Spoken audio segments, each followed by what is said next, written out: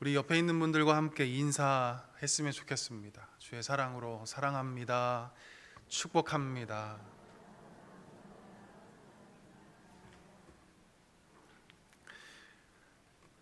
바울에게는 간절한 기도 제목 하나가 있었습니다. 그것이 무엇일까요? 병 고침을 받는 거였습니다. 의사인 어떤 병인지는 정확하게 알 수는 없지만 바울은 이 병 때문에 늘 고통스러웠습니다. 의사인 누가가 내 옆에 있었지만 그조차도 이 질병을 고칠 수 없었습니다. 그래서 바울은 기도했습니다. 간절하게 목 놓아 부르짖으면서 지속적으로 하나님께 기도했습니다. 주님, 나의 이 병을 고쳐 주옵소서.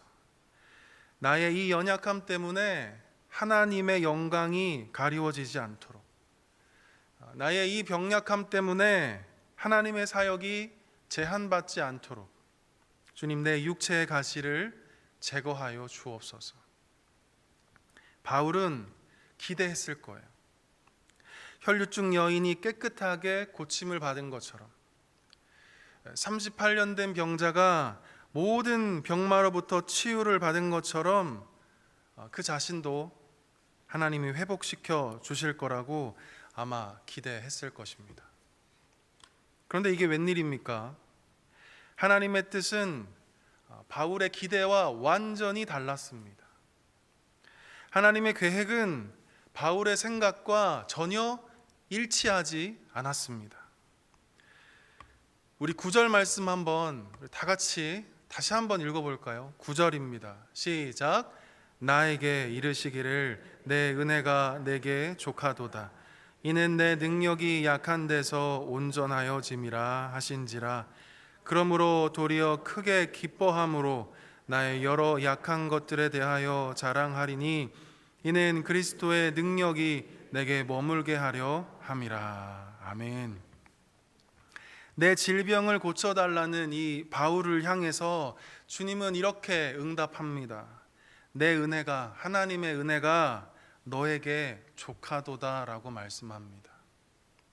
이 말은 하나님의 은혜가 너에게 충분하니까, 하나님이 너에게 충분히 은혜를 베풀어 주었으니까 이제 그만 만족하며 살라는 뜻입니다.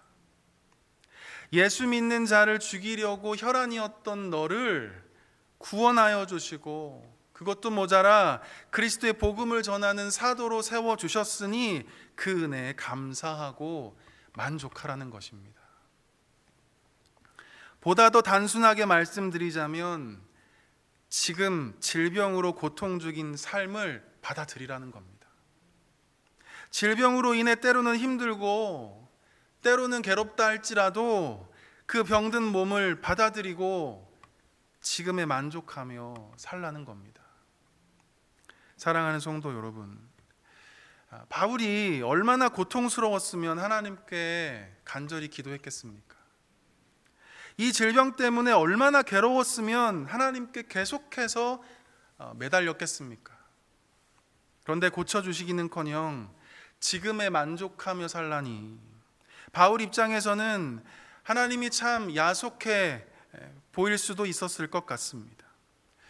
그 섭섭한 마음이 바울 마음속에 가득했을지도 모르겠습니다. 그런데 하나님은 바울에게 놀라운 약속의 말씀으로 그를 일으켜 세워 주십니다.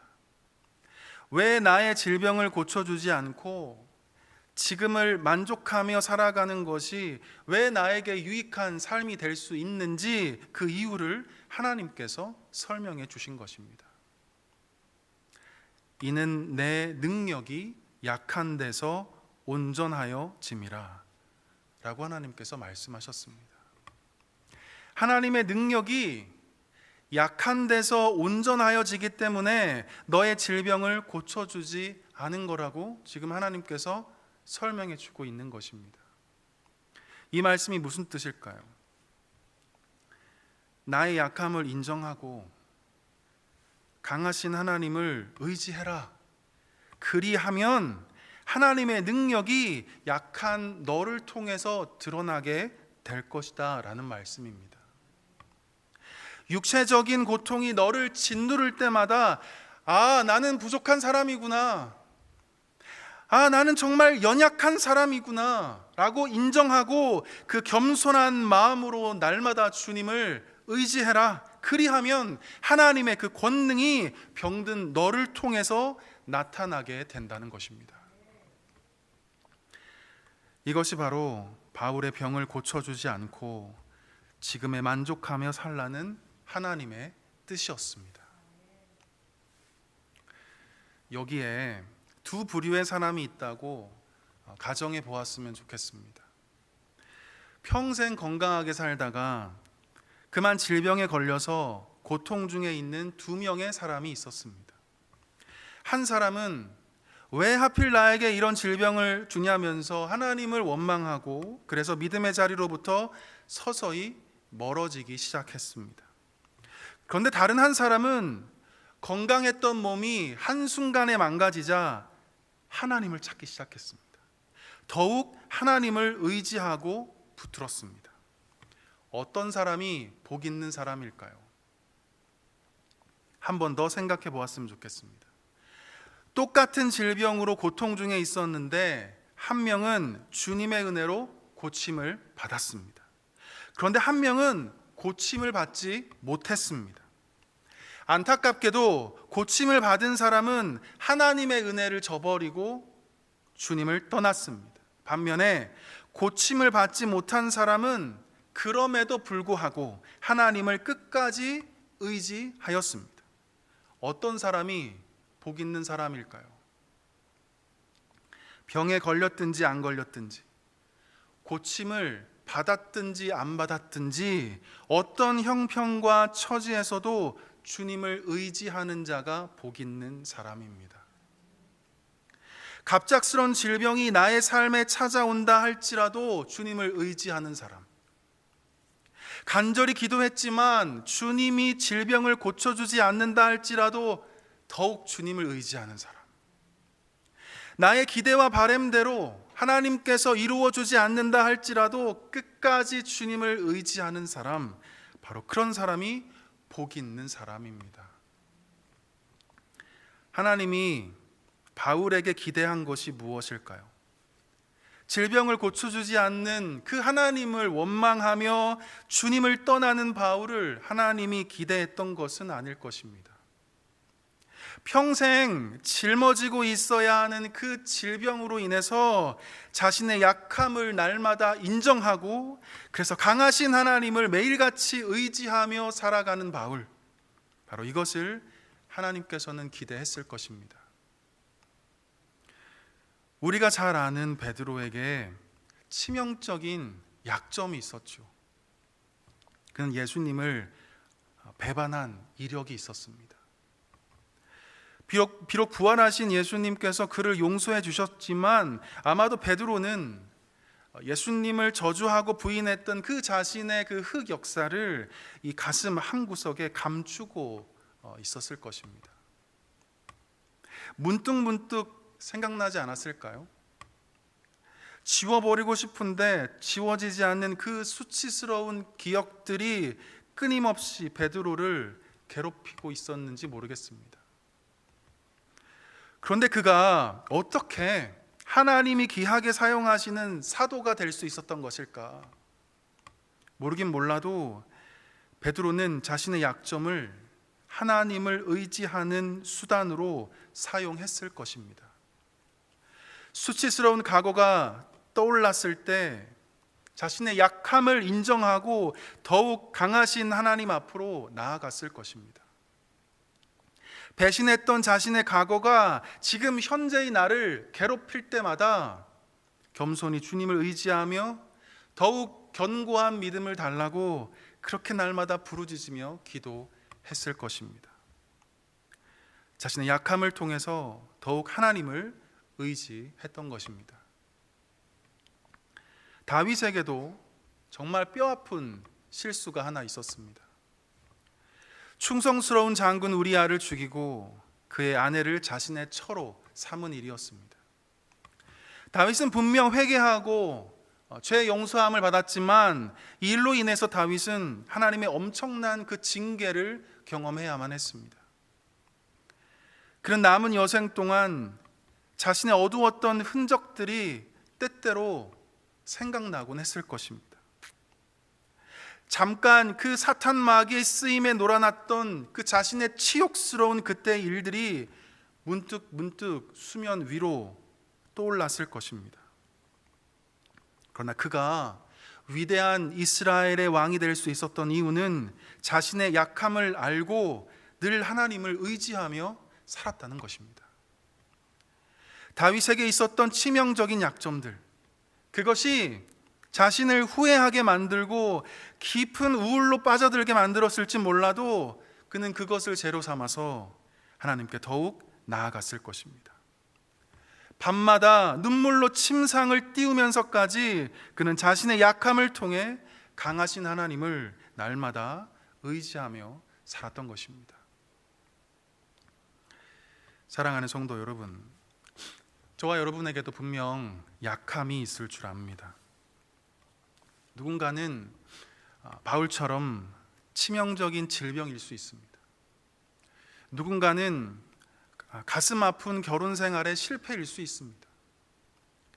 또 누군가에게는 씻을 수 없는 성적인 고통과 학대와 괴롭힘과 여러 가지 내 마음을 떨리게 하는 그 지난 과거가 나에게 크나큰 약함일 수 있습니다. 우리의 약함이 엄청난 두려움으로 다가오고 나의 연약함이 나로 하여금 정말 집 밖으로 나가지 못하게 만드는 그 공포와 우울함으로 다가올 때 우리는 과연 어떻게 해야 하는 것일까? 우린 날마다 기억해야 합니다. 나의 연약함을 겸손히 인정하고 강하신 하나님을 의지해야 한다는 것입니다. 주님을 의지하는 나의 약함을 통해서 주님의 그 강하심이 드러나기 때문입니다. 그러기에 바울에게 있어서 자신의 질병은 하나님 사역을 제한하는 걸림돌이 아니었습니다. 바울에게 있어서 이 고통스러운 질병은 하나님의 영광을 가리는 방해물이 아니었습니다. 오히려 하나님의 권능이 나타나는 복의 통로가 되었습니다. 오히려 하나님의 크신 영광이 드러나는 은혜의 시작이 되었던 것입니다. 그러므로 날마다 나의 약함을 겸손히 인정하고 그 강하신 하나님, 그 주님을 의지하는 저와 여러분 모두 되었으면 좋겠습니다. 바울은 매일같이 나의 약함을 알고 주님을 의지하는 사람이었습니다. 동시에 바울은 그 질병을 안고 살아가는 삶 속에서 만족함을 배우는 사람이었습니다. 우리가 읽진 않았지만 빌립보서 4장 11절에서 바울은 이렇게 고백합니다. 잘 한번 들어보십시오. 어떠한 형편에든지 나는 자족하기를 배웠노니. 어떠한 형편에든지 나는 자족하기를 배웠노니. 자족하는 것을 배웠다고 바울은 말합니다. 그러니까 바울은 배워서 자족하는 법을 깨달은 것이지 처음부터 자족의 삶을 살았던 것이 아니었다는 말씀입니다. 배우는 신앙적인 그 자세와 태도를 통해서 자족의 삶을 살아갈 수 있었던 것입니다. 이 말씀에서 배웠다는 의미는 학교에서 지식이나 글로 배웠다는 의미가 아닙니다. 배웠다는 것은 경험을 통해서 배웠다는 의미입니다. 다시 말해서 하나님이 허락하신 삶을 통해 자족의 삶을 배웠다는 말씀입니다. 복음을 전하다가 자지 못하고 줄이고 목마르고 헐벗은 그 고단한 삶을 통해서 이 사도 바울은 자족을 배웠다는 것입니다. 오늘 본문의 이야기처럼 평생 질병을 짊어지고 살아가야 하는 그 삶의 자리를 통해서 바울은 자족을 배웠다는 말씀입니다. 질병을 짊어지고 살아가야 하는 그 형편과 처지가 바울에게 있어서 자족을 배우는 배움터가 되었다는 것입니다. 광야를 살아가는 저와 여러분도 우리가 지금 발 딛고 서 있는 이 광야 한복판이 자족함을 배우는 배움의 장소가 되었으면 좋겠습니다. 광야가 어떤 곳입니까? 그저 힘들고 그저 어렵고 그저 눈물로 가득한 곳일까요? 절대 그렇지 않습니다. 엄청난 고독과 외로움으로 가득해 보이는 광야이지만 우리는 이곳에서 주님이 나의 도움이 되신다는 것을 배울 수 있습니다. 주님이 나의 친구가 되신다는 것을 우리는 배울 수 있습니다. 메마르고 척박해 보이는 광야이지만 우리는 이곳에서 이기적인 나의 자아가 깨어지고 세상적인 야망이 하나님 앞에서는 아무것도 아니라는 것을 우리는 배울 수 있는 것입니다. 높은 자리에 있을 때 교만하지 아니할 수 있는 그 삶의 비결을 배우고, 내가 낮은 자리에 있을 때 비굴하지 아니할 수 있는 그 자족의 신비를 하나님은 이 배우고자 하는 이들에게 알려주시는 것입니다. 바라기는 저와 여러분 모두가 내가 처해 있는 이 삶의 자리를, 내가 처해 있는 이 고통의 자리를 그저 피해야 할 자리로, 벗어나야 할 자리로 여기는 것이 아니라 자족함을 배울 수 있는 자리로 기쁘게 받아들일 수 있기를 바랍니다. 다시 본문을 보시면 이 하나님의 말씀을 들은 바울이 기뻐하면서 이렇게 고백하는 것을 볼 수 있습니다. 도리어 크게 기뻐함으로 나의 여러 약한 것들에 대하여 자랑하리니 라고 말씀합니다. 다른 사람들 같았으면 자신의 약함을 숨겼을 텐데 바울은 그 반대였습니다. 도리어 기뻐함으로 자신의 약함을 자랑하겠다고 지금 고백하고 있습니다. 왜냐하면 바울에게 있어서 자신의 약함을 자랑한다는 것은 곧 강하신 그리스도 예수를 자랑하는 것이기 때문입니다. 나의 약함 속에 숨겨져 있는 그리스도 예수를 자랑하는 것이기에 바울은 자신의 약함을 수치로 여기지 않고 떳떳함으로 자랑할 수 있었던 것입니다. 성경 인물 중에 이 사도 바울과 다른 행보를 걸어갔던 한 왕이 있었습니다. 그 왕의 이름은 히스기야였습니다. 어느 날 히스기야가 병들어서 죽게 되었습니다. 선지자 이사야가 히스기야 왕에게 찾아와서는 이제 너는 죽을 거니까 집을 빨리 정리하라고 그럽니다.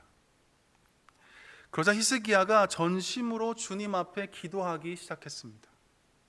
심히 통곡하며 간절히 부르짖으면서 하나님께 기도한 것입니다. 그러자 하나님이 이 히스기야를 불쌍히 여기셔서 죽음을 유보하시고 15년을 더 살게 해주셨습니다. 엄청난 은혜였죠. 그 누구도 경험해보지 못한 그 생명 연장의 놀라운 은총을 히스기야가 온몸으로 체험했기 때문입니다. 이 크신 하나님의 은혜를 경험한 히스기야에게 바벨론 신하들이 예물을 들고 문병하기 위해서 찾아오게 되었습니다. 자, 그렇다면 상식적으로 히스기야는 이 바벨론 신하들에게 무엇을 자랑해야 하는 것일까요? 죽을 병에 들었다가 이제 건강하게 된 히스기야가 이 바벨론 사절단들에게 어떤 이야기를 해야 마땅한 것일까요? 나의 죽을 병을 고쳐주신 하나님, 이 연약한 나를 불쌍히 여기시고 나에게 15년을 더 살게 하신 하나님의 그 전능하심을 자랑해야 하지, 자랑해야 하는 것이 옳게 여겨집니다. 하지만 히스기야는 하나님을 자랑하지 않고 자신의 부귀 영화만을 자랑했습니다. 내가 얼마나 위대한지, 내가 얼마나 돈이 많은지, 내가 얼마나 큰 사람인지만 자랑했습니다. 그러자 하나님은 선지자 이사야를 통해서 당신의 분노를 쏟아내기 시작합니다. 히스기야가 지금까지 쌓아두었던 모든 부와 재물이 바벨론으로 옮겨지게 될 것이다. 너의 아들도 바벨론으로 사로잡혀서 그곳에 환관이 될 것이다. 사랑하는 성도 여러분, 자신의 그 강함을 자랑하는 히스기야에게 하나님은 없었습니다. 자신의 그 위대함을 자랑하는 히스기야에게는 하나님은 존재하지 않았습니다. 자신이 얼마나 큰 사람인지 자랑하는 히스기야에게는 하나님이 들어설 자리가 없는 것입니다. 우리는 지금까지 살면서 나의 약함을 드러내는 것이 곧 나의 약점을 드러내는 것이라고 생각했을지 모르겠습니다. 그래서 나의 약점을 감추기 위해서 내가 얼마나 잘났는지, 내가 얼마나 많이 가졌는지, 내가 얼마나 높은 사람인지, 내가 너보다 얼마나 능력이 많은지를 쉼없이 이야기하고 있었는지 모르겠습니다. 그러나 우리가 기억해야 하는 것은, 우리의 약함을 자랑하는 것은 우리의 약점을 노출하는 것이 아니라는 것입니다. 오히려 그리스도 예수가 드러나는 것입니다. 강하신 우리 주님이 나타나는 것입니다. 우리의 실패가 간증이 되는 것입니다. 나의 잘남을 드러내는 이 시대 속에서 내가 그 어느 누구보다 강하다는 것을 피력하는 이 사회 속에서 저와 여러분만큼은 나의 약함을 자랑하고 나의 약함을 통해 일하시는 그리스도 예수를 자랑하는 저와 여러분 모두 되었으면 좋겠습니다. 승리하시기를 주님의 이름으로 간절히 축원드립니다. 기도하겠습니다. 하나님 아버지, 우리에게 귀한 말씀 주시니 감사합니다. 주의 말씀이 우리에게 위로가 되고 회복이 되고 능력이 되게 하여 주옵소서. 주의 말씀에 순종하며 살아갈 수 있도록 우리에게 담대한 믿음과 성령 충만을 허락하여 주옵소서.